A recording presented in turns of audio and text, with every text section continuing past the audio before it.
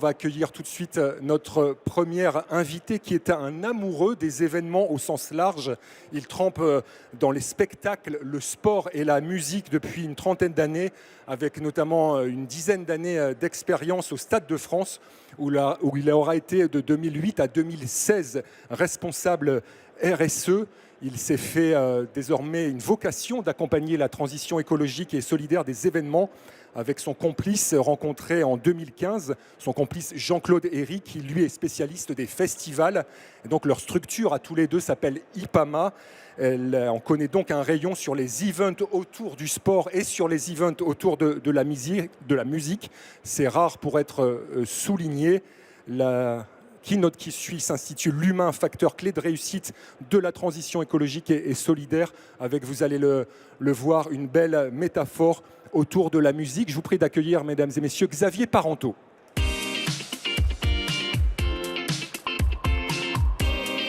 Bonjour Xavier. Bonjour Yann. Voilà, la scène est à vous. Vingtaine de minutes, c'est la règle du jeu. Vous avez un chrono à gauche et à droite. Bonne keynote, merci. Moi qui déteste le sport, les chronos, j'en ai un. 20 minutes, vous m'arrêterez parce que je suis bavard. Merci pour l'accueil, merci à Common. Vous m'excuserez, j'ai pris quelques notes parce que je ne suis pas un TEDx, moi. IPAMA, très rapidement. Alors, je ne sais pas si j'ai mes slides. C'est bon, voilà. IPAMA, qu'est-ce qu'on fait? IPAMA, c'est aujourd'hui, maintenant, c'est une dizaine de collaborateurs répartis partout en France parce qu'on n'a pas de bureau, une quinzaine d'experts et de formateurs.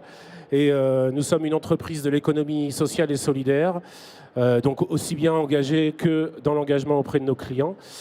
En fait, on intervient au-delà de la culture de la musique et du sport. On intervient aujourd'hui sur toute la chaîne événementielle, auprès des acteurs de l'événement professionnel, auprès des acteurs du tourisme et auprès de toute la chaîne de prestataires qui se cachent derrière. Voilà, donc on a accompagné près de 300 entreprises dans ces 10 dernières années, essentiellement sur les sujets de structuration de démarches RSE et de déploiement opérationnel au sein des organisations, parce qu'on le verra ensemble. On peut parler stratégie tout seul, mais ça sert à rien. On peut parler action tout seul, mais ça sert à rien. Et nous, on essaye de couvrir ce champ-là, avec aussi le développement d'une activité de formation, puisque tout ça fait appel à la montée en compétences. Alors, je vais commencer par faire une citation parce que c'est à la mode. Je vais citer Denis Meadows, qui n'est plus du tout à la mode. Nous n'avons pas mis fin à la croissance, la nature va s'en charger. Bon, je vous laisse un quart d'heure, 20 minutes là-dessus. Aujourd'hui, je ne vous ferai pas l'affront de revenir sur le pourquoi de tout cela. Les limites physiques de la planète, les limites sociales et sociétales, qui impactent directement notre économie et nos économies d'organisateurs ou de prestataires de l'événement. Alors on parle de quoi? On parle de dérèglement climatique, d'effondrement de la biodiversité, de l'eau, de l'énergie, des sujets d'actualité, quoi. Mais des super exemples, sources d'inégalités sociales, sociétales, et surtout de plus en plus complexes à gérer. Et là-dessus, nous, acteurs de l'événement, on est à la fois solidairement victimes, et on l'a vu à travers la crise du Covid, par exemple, mais pas que, on le voit à travers la crise de l'énergie, et on va le voir à travers la crise de l'eau. Mais on est aussi responsable et contributeur de ces sujets-là qui nous percutent aujourd'hui, maintenant depuis une bonne vingtaine d'années. Alors les questions qui se posent pour les acteurs de l'événement que nous sommes, c'est comment on peut s'adapter à ces nouveaux enjeux, comment on peut avoir de l'influence pour contribuer à la transition écologique et solidaire de notre écosystème et plus largement de la société. Quelle est la place et le rôle de chacun dans ce concert d'engagement? Et alors je parle de concert parce que j'estime, moi, que la RSE, alors de quoi on parle quand on parle de RSE? On parle d'un nouveau métier depuis quelques années. Tu l'évoquais Yann, moi j'ai été responsable RSE, un des tout premiers dans le secteur événementiel, professionnel, sport, spectacle, etc. Parce qu'en 2007-2008, on ne parlait déjà pas de RSE, on parlait de développement durable. La RSE, c'est un concept qui est né dans les années 2000. Et c'est ni plus ni moins la traduction en management des enjeux de développement durable dans mon quotidien, dans mon organisation et quelle que soit sa taille. Et ça devient une nouvelle partition à gérer, à intégrer au cœur de chacune de nos organisations. Et cette partition, ce qui est fondamental, c'est de comprendre que ça ne vient pas s'ajouter à l'existant. Ça transforme l'existant. Et Pourquoi? Parce qu'on est obligé d'y intégrer l'ensemble des éléments clés. On a évoqué tout à l'heure des éléments environnementaux, mais ça transforme l'existant pour intégrer l'ensemble des éléments clés de chacun des métiers qui composent notre organisation. Et dans cet orchestre, on est tous musiciens et on a tous notre partie à jouer, quel que soit notre rôle, notre mission ou notre statut dans nos propres organisations. Et qu'on soit une association d'ailleurs, une entreprise, un lieu, un prestataire de restauration ou un scénographe, on a notre rôle à jouer sur ces sujets-là. Alors, qui dit nouvelle partition, dit nouvel orchestre, forcément, et ça dit chef d'orchestre aussi. Mais alors, qui est le chef d'orchestre? Quelles sont ses missions? Bon, comment jouer correctement en solo, en groupe ou en orchestre symphonique? Évidemment, je ne vais pas répondre à toutes ces questions que je soulève, parce que moi j'aime bien soulever beaucoup de questions pour que vous repartiez avec des éléments de réflexion, mais on va quand même brosser quelques éléments aujourd'hui. On a par ailleurs des formations dédiées à la fonction RSE sur ce sujet-là. Les questions qu'on soulève aujourd'hui, elles sont ceci dit déterminantes, et ça c'est notre expérience qui le montre. Alors rapidement, quand on parle d'un nouveau chef d'orchestre, plusieurs questions émergent. Où se trouve la fonction RSE dans mon organisation? Qui la porte? Est-ce qu'elle est positionnée stratégiquement proche de la direction générale? Comment elle est perçue en interne? Ça, c'est un vrai sujet. Et comment elle est perçue en externe? Ça, c'est un autre vrai sujet, puisque c'est une fonction qui a la particularité de devoir travailler aussi bien en interne qu'en externe. Les missions, qu'est-ce qu'il faut? Un super technicien, un super ingénieur, un super communicant, un super RH, une Shiva. Ça, on le verra un peu plus tard. Quelles sont ses compétences aussi? Les compétences qu'on appelle hard skills, donc techniques éventuellement, ou managériales, et les soft skills, comportementales, représentation.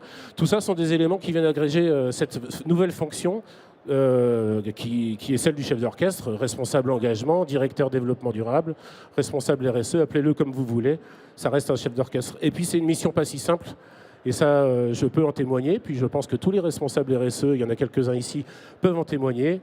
Grand moment de solitude, particulièrement paradoxal, alors que cette fonction exige de travailler en collectif permanent. Mais la solitude se loge dans les sujets qu'on traite par rapport au modèle business qui sont celles de nos organisations. Je suis dans les temps, Yann. Enfin, je le sais parce que je...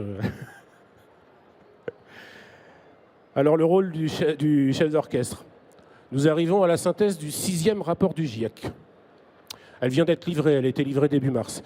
Ça veut dire que... Et ça dure depuis 35 ans. Alors, je vais faire un petit focus sur ces sujets environnementaux, mais... Ma conclusion est celle d'un certain nombre d'experts, et je paraphrase un de mes mentors sur le sujet. C'est simple, c'est si ça fait 35 ans qu'on parle du même sujet, qu'on en est au 6e rapport et qu'on a livré, c'est que nous, responsables RSE, on a échoué. On a échoué à faire prendre conscience de l'urgence climatique à nos décideurs et nos managers. Et ça concerne les activités de l'événement comme toutes les autres activités. Alors que le poste RSE peine à peine à émerger aujourd'hui. Il y a plein d'organisations qui n'en ont pas. Il y en a qui se posent la question, comment, quoi, etc. On en est déjà à modifier ces missions. Chaque jour que nous perdons aujourd'hui face à ces enjeux de dérèglement, face à cette urgence, nous rapproche du mur et nous rendra encore plus compliqué l'adaptation nécessaire qu'on devra avoir dans nos événements ou dans notre façon de faire de la communication événementielle. Alors il est le temps de remettre en cause un peu quelques certitudes sur notre façon d'appréhender un développement soutenable. Et vous noterez que j'appelle ça développement soutenable parce que pour moi, développement durable, ça ne veut strictement rien dire. D'abord, c'est une très mauvaise définition de sustainable management. Et un développement durable, ça n'existe pas. Un arbre ne poussera jamais jusqu'au ciel. À un moment donné, il y a une limite physique au sujet et on est bien là. Alors, les certitudes à remettre en cause, non, on ne négocie pas avec l'évidence des faits scientifiques. Sur ces sujets, il y a un consensus et il n'y a aucun compromis possible. Je ne suis pas un scientifique, en revanche, je reconnais qu'aujourd'hui, on a atteint le niveau de connaissance suffisant pour dire que non, il y a zéro compromis possible. Et oui, il est possible de créer de la valeur en respectant les limites planétaires et les communautés humaines. Il faut juste qu'on commence à travailler la création de valeur autrement et apprendre à faire autrement. Alors moi, ça m'a rappelé, quand j'ai travaillé ces sujets-là, ça m'a rappelé quelque chose que mon grand-père m'a raconté quand j'étais plus jeune. Il fait partie des découvreurs de la comptabilité analytique. Alors pour ceux qui n'ont pas fait de compta ou de gestion, la compta analytique, c'est juste la maîtrise des coûts de revient. Combien me coûte cette prestation, combien je la vends, quelle marge je fais, etc. Je ne sais pas si vous savez quand c'est né ce truc-là. Ben, c'est né il y a moins de 100 ans, entre les deux guerres. Et à l'époque, les industriels, les commerçants, les faiseurs d'événements, de cirque et autres, ne savaient pas le coût de revient de leurs prestations. Et bien aujourd'hui, on apprend à compter aussi, mais on apprend à compter en complémentaire les services rendus par la nature, les services rendus par les humains. Et ça nous amène à changer de modèle et à transitionner, à remettre à plat nos habitudes. Alors si un chef d'orchestre RSE a des missions traditionnelles que vous voyez affichées là, qui sont déjà pas forcément évidentes à gérer, il doit aujourd'hui utiliser son influence et continuer à convaincre le management d'un certain nombre de choses. Et le management étant souvent la gouvernance des organisations, les conseils d'administration, les DG, les présidents. Notamment reconfigurer le modèle d'affaires, le modèle des événements ou de la prestation de l'événement pour les rendre contributifs, c'est-à-dire essayer d'avoir un apport à la société positif, à caractère lucratif maîtrisé.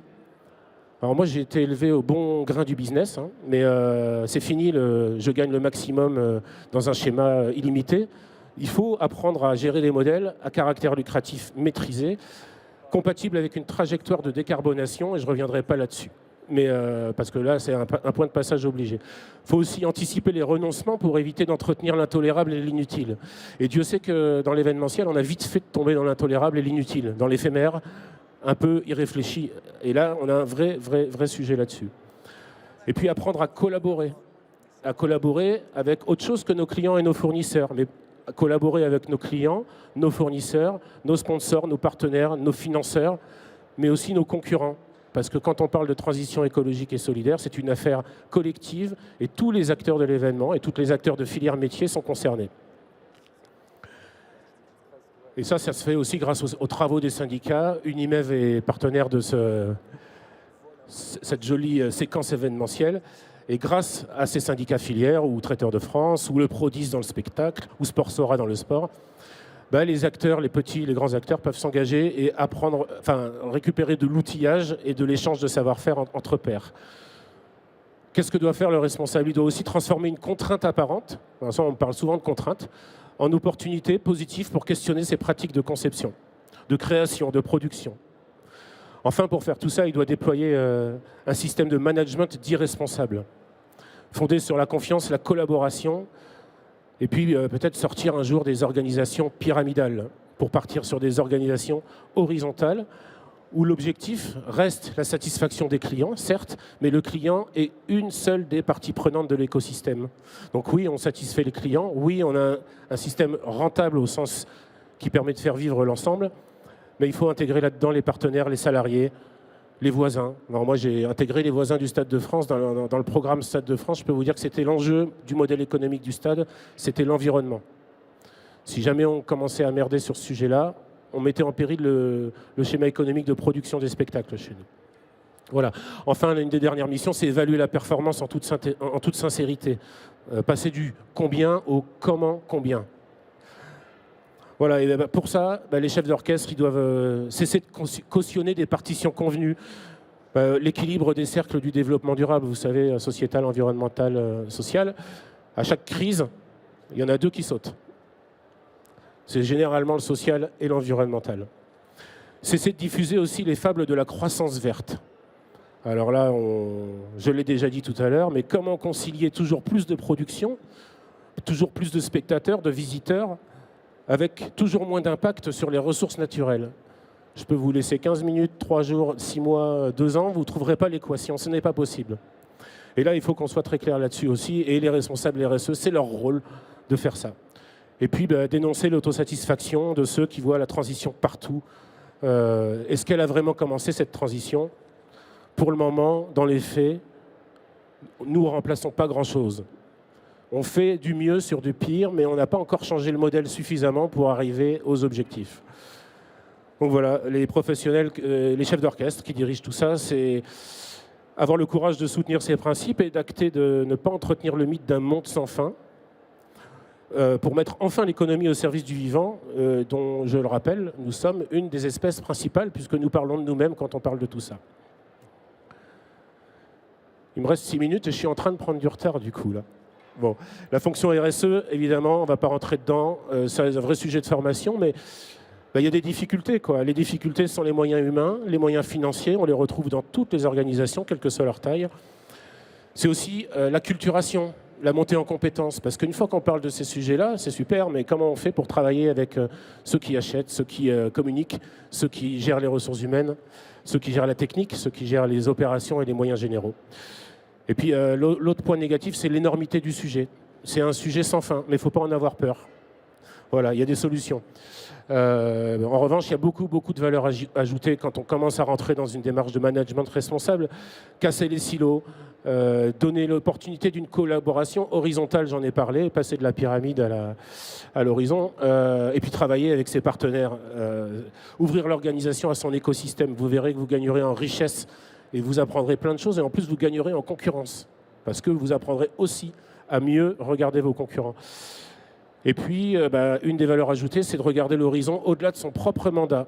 Au-delà, parce que alors je parle de mandat parce qu'on accompagne aussi bien des associations et conseils d'administration que des politiques, que des entreprises où je suis à ce poste-là pendant 2-3 ans, donc advienne que pourra. Non, la RSE doit passer à travers cette tempête-là. Donc le chef d'orchestre, il a plein de choses à faire, mais les musiciens, ils ont aussi leur partition qui est modifiée. Alors, je ne vais pas passer trop de temps là-dessus, puisqu'il nous reste 4 minutes. En la matière, le piège à éviter quand vous prenez des responsabilités ou quand vous confiez des responsabilités, c'est croire que le chef d'orchestre va jouer les 80 instruments de l'orchestre. Eh ben non, il va continuer à coordonner, à structurer la partition et à faire en sorte qu'elle joue juste, enfin que ça joue juste. Mais chacun des musiciens, là j'ai pris l'exemple des achats, des RH, pardon, on aura les achats un peu plus tard. Chaque musicien doit intégrer son nouveau solfège. Bon, pour la fonction RH, par exemple, les enjeux, je les ai écrits, c'est prendre la contribution au sens et à la cohérence du projet d'entreprise. C'est comment un collaborateur, comment un recrutement, comment une ressource humaine, une richesse humaine de mon organisation contribue au sens et à la cohérence de mon projet d'entreprise. Ça sous-entend que la partition, évidemment, a déjà réglé le problème du sens et de la cohérence.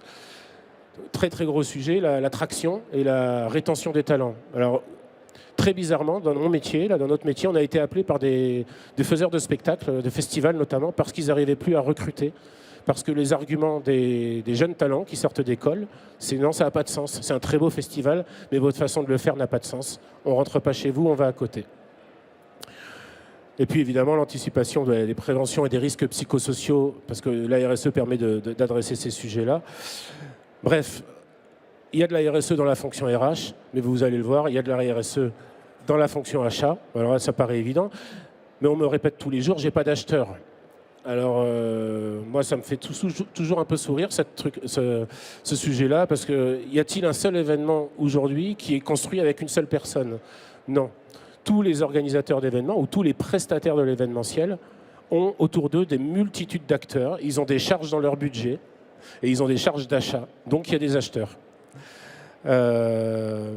Si on devait retenir un seul enjeu, là, ici, dans les achats, je parlerai du coût total. Coût total de possession. Je vais vous prendre un exemple très clair. L'imprimante jet d'encre, ou la cafetière Nespresso si vous voulez, mais l'imprimante jet d'encre, ça coûte pas cher à l'achat. Les cartouches coûtent très cher. Vous calculez 10 000 copies avec une imprimante jet d'encre et vous mettez en face le 10 000 copies avec une laser qui coûte beaucoup plus cher à l'achat. Vous verrez que le coût copie sera largement inférieur avec la laser. Pareil avec les capsules Nespresso, pareil avec les voitures électriques ou les voitures à bas carbone. Enfin, pour terminer, je ne vais pas brosser toutes les fonctions de l'entreprise, mais je peux en faire sur la compta, la finance, je peux en faire sur tous les métiers, parce que chaque musicien a son rôle à jouer. La communication, ou bien souvent d'ailleurs, on confond responsable RSE et responsable communication. La communication, je veux juste rappeler que c'est le résultat éventuel d'une démarche engagée qui mérite d'être soulignée. Autrement dit, moi je ne passe pas ma journée à vous dire que je conduis bien, que je suis bien élevé, que je vous dis bonjour, au revoir, merci, etc. Et dans le sujet de l'éco-responsabilité, il y a ce sujet déjà de respecter la réglementation et le b.a.-ba pour s'en sortir. La communication RSE ou la communication responsable, appelons-la comme on veut, ça consiste à aligner le fond et la forme d'une part et de passer d'une communication de promesse, le marketing, on va dire, à une communication de preuve, ça veut dire une communication étayée. Et évidemment, la communication et la RSE dans le monde de l'événementiel que vous représentez, que nous représentons, c'est le pouvoir d'influence. Comment un événement influence-t-il ses parties prenantes au-delà de ses spectateurs, ses partenaires, ses financeurs, etc. Voilà, en quelques mots, mon regard sur cette musique qui n'est finalement plus si nouvelle que ça. Et ces nouveaux orchestres que sont les acteurs engagés des organisations et des entreprises de l'événement. Faire de nos événements des événements congruents, alignés, cohérents, en phase avec leur temps. Alors il me reste 30 secondes pour vous remercier déjà de votre écoute, pour vous dire que si vous voulez aller plus loin, avec l'équipe, on a écrit un bouquin qui est génial, qui est édité par le Centre national de la musique. Ce n'est pas nous qui le vendons, donc je suis assez tranquille.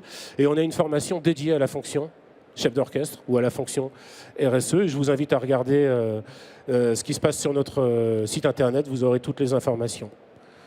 J'aurais tendance à dire « The life must go on » et je vous remercie.